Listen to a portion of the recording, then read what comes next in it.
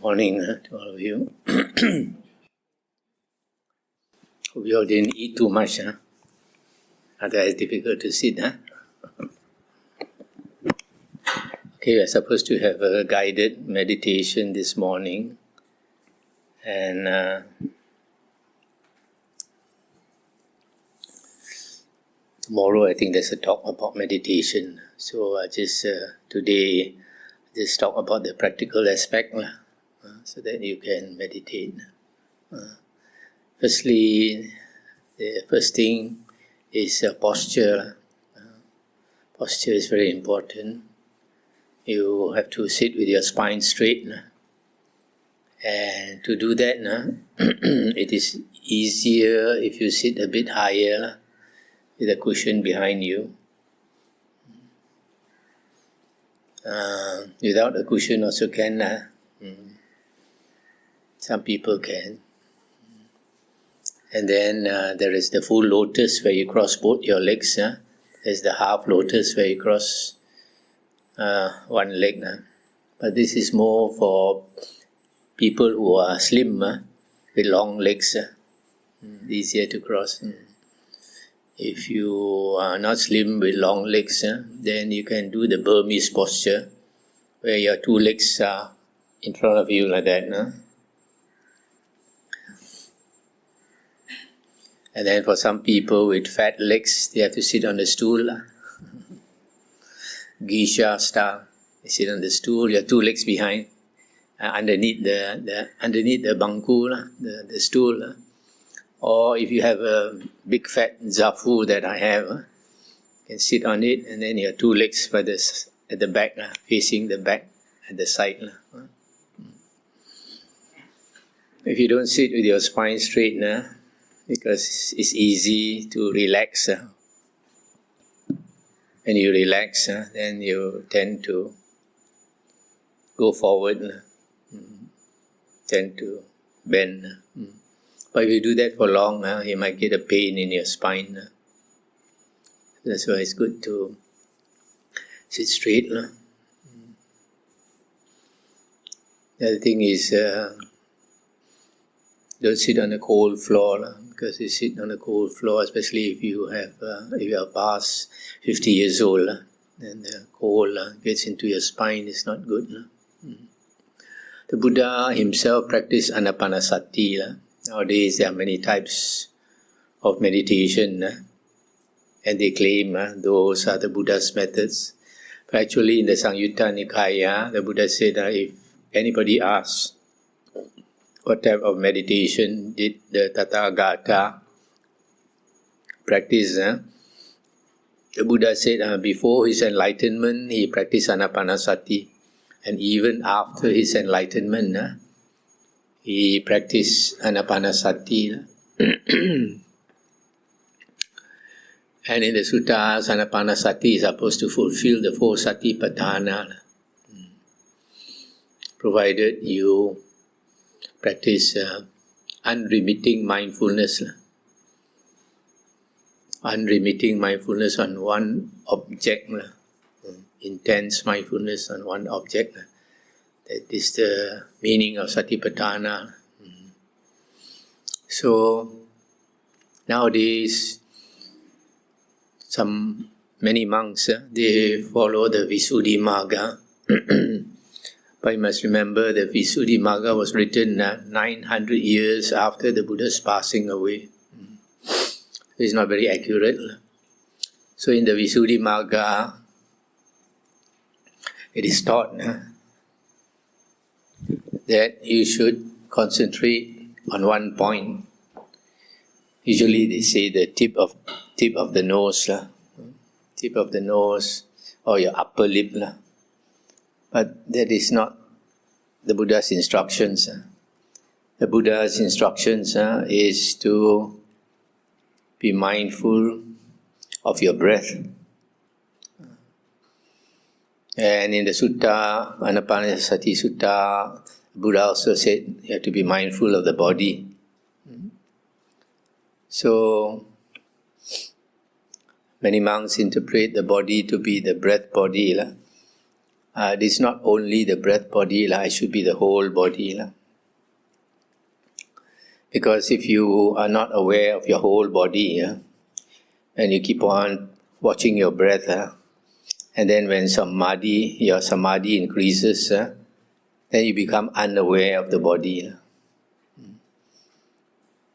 When I started, when I practiced anapanasati in the early years also, that's what happened. You're not aware of the body. And then I discovered in the suttas that the Buddha said, when you attain the first jhana, there are 5 jhana factors. Vitakka, vichara, piti, sukha, and ekagata. Vitakka and vichara is the 2 tools you use in meditation. Vitakka means thought directed. Vichara means thought sustained. That means thought directed means you direct it on your breath. You watch your breath. Breath go in, go out, go in, go out. After a while, it is natural for the mindfulness to run away.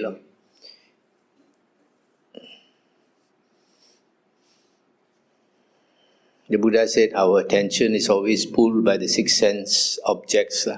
Sights, sounds, smells, taste, touch, and thoughts. So the Buddha also said this is Mara's playground. Mara is tempting us at these 6 sense doors. So we should not pay attention to the 6 sense objects, but pay attention to the 4 objects of sati or satipatthana, which is body, feelings, mind, and Dhamma. The reason is that if you put your attention on these 4 things, it gives you wisdom. But if you put your attention on the 6 sense objects, it does not give you wisdom. Mindfulness is something that we all have all the time. You're watching TV also, you're mindful, isn't it? But when you watch TV, it doesn't give you wisdom. You watch football, it doesn't give you wisdom. So we have to remember to put our attention on these 4 objects. And the breath is one that we start with.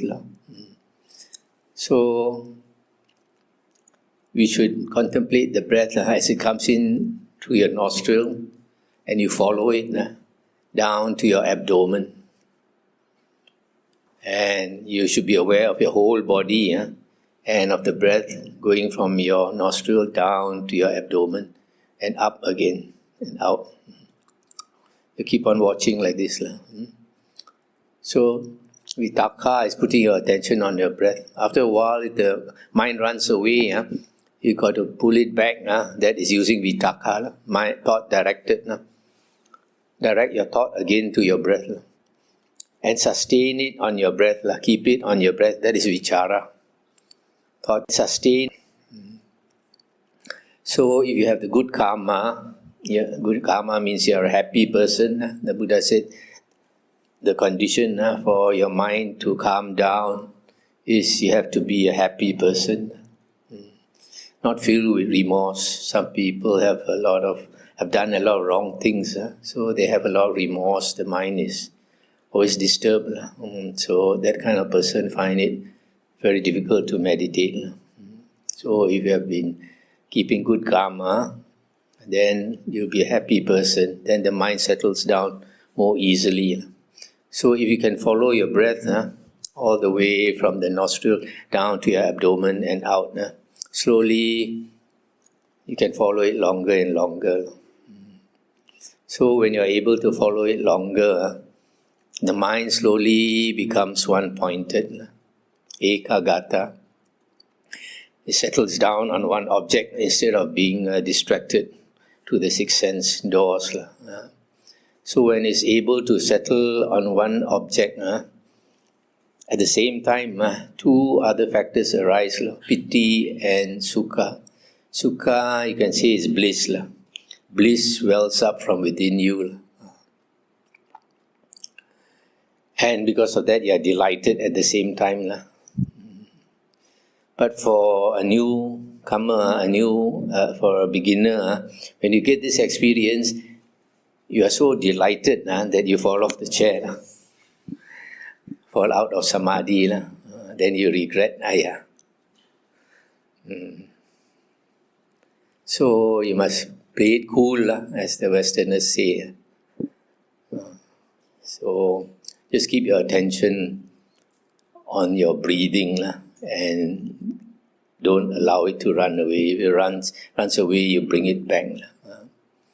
So if you are able to sustain your attention on the breath longer and longer, your samadhi increases in strength. Your mind increases in strength.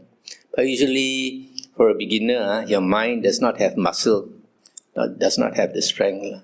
So even if you attain one-pointedness of mind, it's only for a short moment. You fall out of it easily. It's just like somebody carrying weights. You're not used to carrying a heavy weight. You carry a heavy weight. You're able to push it up just for a short moment, and quickly you have to release it. So in the same way, if you attain even the first jhana, it's very easy to fall out of it.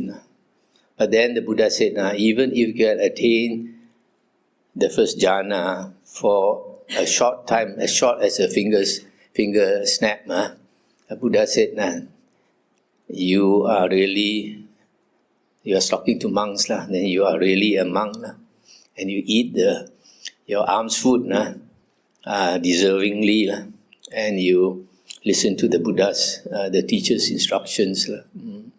So the Buddha praised the attainment of jhana even for one moment, because if you are able to attain these 5 jhana factors, even for a short while, what happens is that the 5 hindrances are suppressed to a very low degree. These 5 things, normally we say are the 5 hindrances: sensual desire, ill will or anger, sloth and torpor, making us sleepy, lazy, restlessness and worry, and then doubt. These 5 things by themselves are not the 5 hindrances. They are called the 5 hindrances when they are strong and they obsess the mind habitually. Some people habitually angry, some people habitually lustful. These 2 are very strong. These are the passions.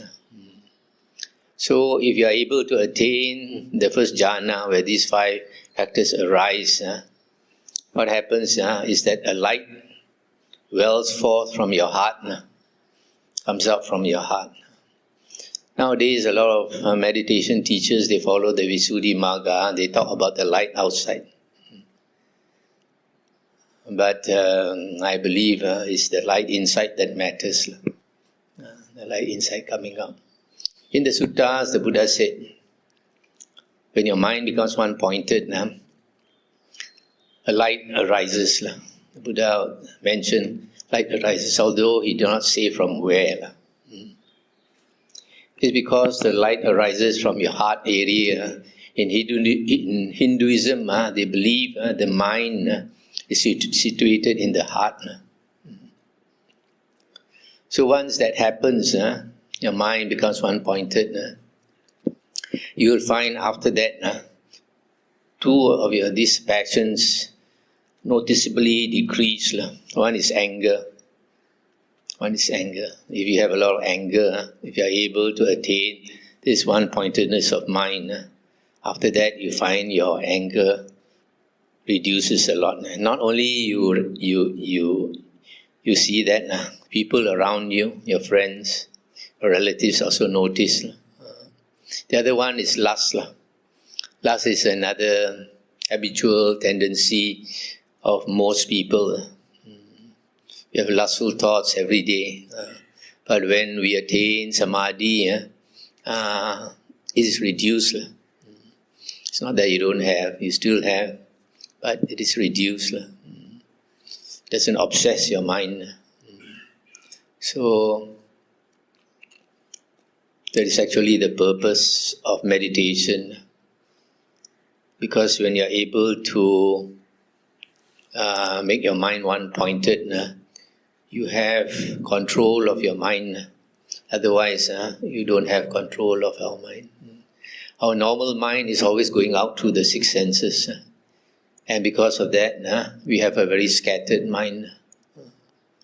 And because you have a very scattered mind, when you close your eyes in meditation or whenever you close your eyes, it's all dark.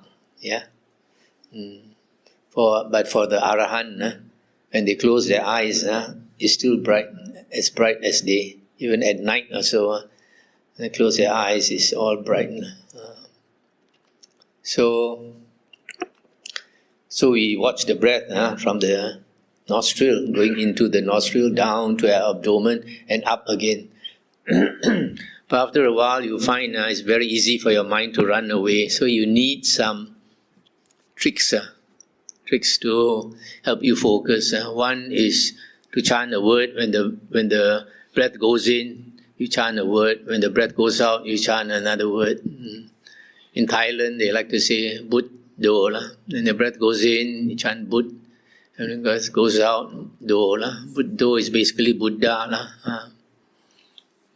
But you can also chant Lohan. Chinese, the Arahant is Alohan or Lohan.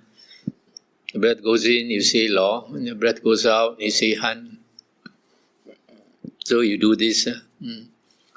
But sometimes, after a while, the mind still runs away. So, especially when you sit for a bit longer, the breath becomes finer and finer. Yeah. When the breath becomes finer and finer, you find it harder to notice. Yeah. So what you should do is to make it noticeable by pulling your breath, using a little bit of force. Pull your breath down to your abdomen. Force it to go down to your abdomen. Let your abdomen rise up a bit and then go out again. That is when your breath becomes not noticeable. If it is still noticeable, you don't need that effort. But when it becomes not so clear, then you make the effort to force it down to your abdomen and out again. So follow the whole breath. This is the way they practice in India. In India, it's called pranayama. So Buddha can be considered to be a Hindu saint. A lot of people don't like to say Buddhism is part of Hinduism. Hinduism is not one religion. Hinduism is all the religions in the Indus Valley, Hindu Valley, all the religions. So the Buddha was one of those Indian yogis. If he did not teach, if he did not set the Dhamma wheel rolling, he'll just be considered as another Indian Hindu ascetic. Yeah. So in India, this pranayama is forcing the breath, using a bit of force to make the breath noticeable, to let go all the way down to your abdomen and up again. This one not only has the advantage of making the breath noticeable, it has an added advantage of making you calm down. Have you noticed a baby sleeping? When a baby is sleeping in deep sleep, the abdomen goes up and down, very relaxed, goes up and down. So when our breath goes down to the abdomen, right to the very bottom, we breathe from there, we feel relaxed, much more relaxed than normal. Normally when you're at work, you're doing this and you're doing that, hustle and bustle, you find your breathing is very shallow, down to your chest only. It's not deep down because you're not relaxed. So to help you relax, you breathe all the way down to your abdomen. So that has two advantages. One is you relax faster. Secondly, the breath becomes more noticeable. Any questions? Now, I continue. Why you have to notice your body? You won't know unless you study the suttas. Nowadays, there are monks who teach samatha meditation. They also talk about jhana. But the jhana states that they get is the samadhi states that they get. We don't deny it is samadhi, but it is different from the Buddha's jhana. So, in the suttas, if you investigate more, you find like in the Digha Nikaya,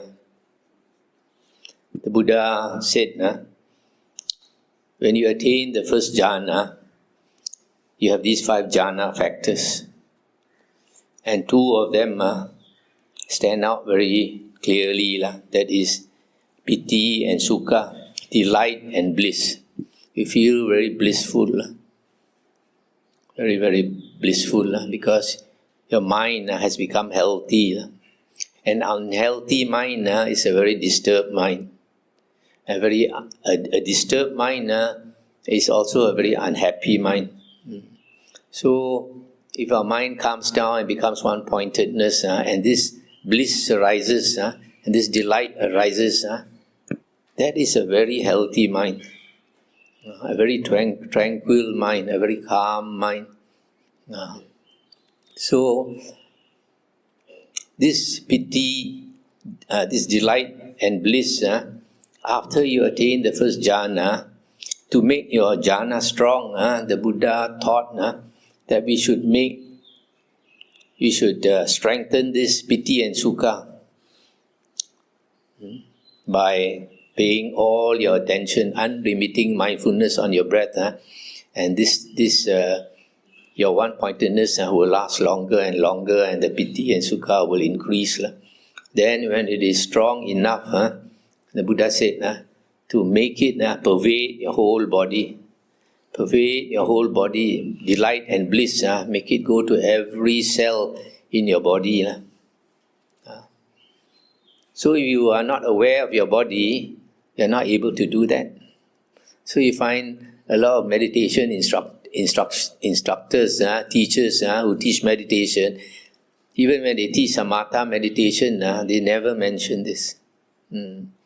But it is mentioned by the Buddha. A lot of people think, what's the use of studying the suttas? It's only theory only. They don't realize a lot of practical instructions are in our Theravada suttas. It's different with Mahayana. I spent 9 years studying Mahayana sutras, and then I realized they are not practical. Not practical. Can't use it in everyday life. It's the same with Abhidhamma. It's not practical. It's a lot of theory. Sounds very good, but you can't use it in everyday life. The suttas, the flavor is entirely different. The flavor of the suttas is every day you can apply it. So even in meditation, the instructions are so clear by the Buddha. So the Buddha said to make the delight and bliss pervade your whole body. If you are able to do that, then your samadhi becomes strong. And you can repeat it. Most of us, because we were not clear about this from the beginning, and myself, you can get states of samadhi, but later it falls out. Hilang. And to get it back is difficult. So it's good to get the right instructions from the beginning. So that shows how clear, how obvious it is that you have to be mindful of your whole body. Even when you are concentrating on when you are observing your breath. It is not that difficult because our mind is a supercomputer. When we are watching our breath, you find at the same time you can be thinking of your family, at the same time you can be thinking of your office, work and all that. You're still watching your breath, isn't it? Because the mind is so great. So that's why it's not all that difficult to observe your breath and at the same time observe your body. Be aware of your body, be aware of your sitting posture, be aware of the breath coming in from your nostril, going down to your abdomen and out again. Okay? In fact, this is more relaxing. If you just concentrate on one point, you concentrate too hard, you get samadhi headache, People feel a lot of pressure around this point. Why? This third eye point is a chakra point. It's a chakra point. There are several chakra points in our body. Another one you notice when you're meditating is at the neck. Because when you're tired, your neck will naturally go down. Your head will naturally go down. Why? Because of this chakra point, trying to save energy. It will go down. So sometimes when you're very tired and you're meditating, it's okay. Just let your head go down. Save some energy, energy saving lamp like that. Okay, any question? No sound. No sound. This sound system sometimes ada, sometimes tada.